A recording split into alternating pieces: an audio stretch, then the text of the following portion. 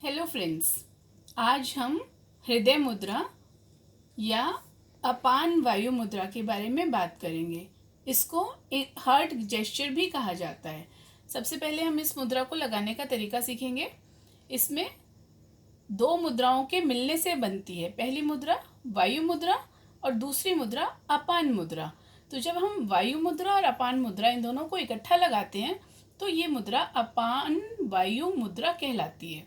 इसको लगाने के लिए हमने तर्जनी उंगली को अंगूठे के मूल में लगाया, जड़ में लगाया, और मध्यमा और अनामिका उंगली को अंगूठे की टिप से टच करते हैं और कनिष्ठिका उंगली हमारी सीधी रहती है। First finger at the root of the thumb, second and third finger at the tip of the thumb and fourth finger lies straight as it is. So इस मुद्रा के अब हम सबसे पहले इसके बेनिफिट्स की बात करते हैं। जैसे कि हम इसके नाम से पता लग रहा है अपान वायु, तो ये सबसे पहला काम इसका है कि हमारे शरीर में जो अपान वायु है उसकी बैलेंसिंग के लिए ये मुद्रा बहुत लाभदायक है। कुछ लोगों को खाना खाने के बाद परेशानी होती है, पेट में गैस बनने की परेशानी होती है या गैस पास होने में परेशानी होती है।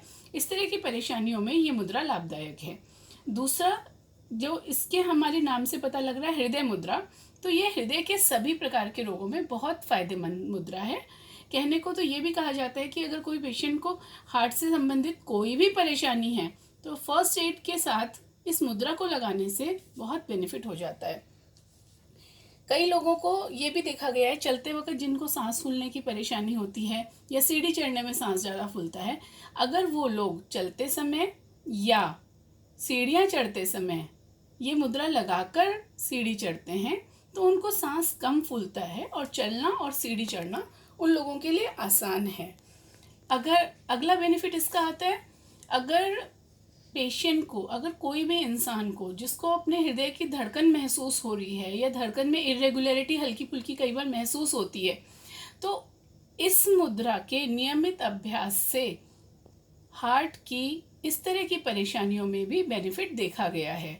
ऐसा नहीं करना है कि इस मुद्रा को लगाने के टाइम से कि लगाना शुरू करें और दवा छोड़ दें, ऐसा नहीं करना।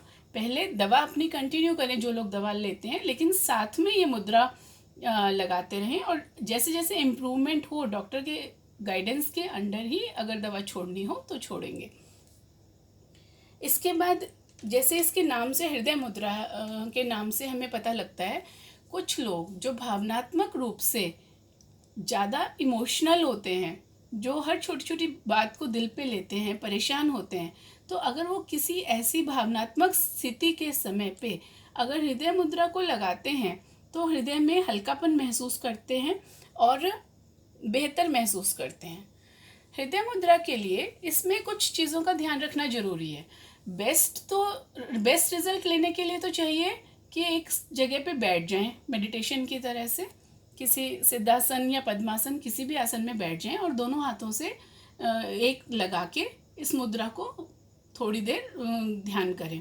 कम से कम टाइम 2 मिनट का है जिसमें मुद्रा लगानी चाहिए और एक बार में 40 से 45 मिनट के लिए लगा सकते हैं।